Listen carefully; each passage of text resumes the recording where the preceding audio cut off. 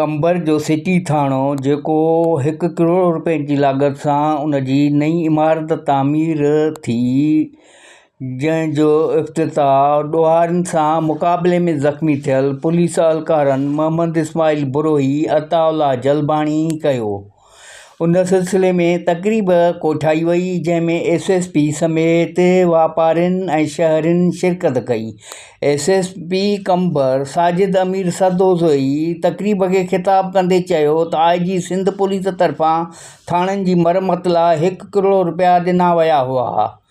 ज़िले हेडक्वार्टर वारे थाणे जी इमारत 2010 ऐं 2022 जे ॿोॾ सबबि ज़ुबून हाल बणिजी वई हुई, जंहिंखे जदीद तिर्ज़ ते नई इमारत तामीर कराए तयारु कई वई आहे, जंहिंजो इफ़्तिताह बहादुर पुलिस अहलकारनि खां करायो वियो आहे।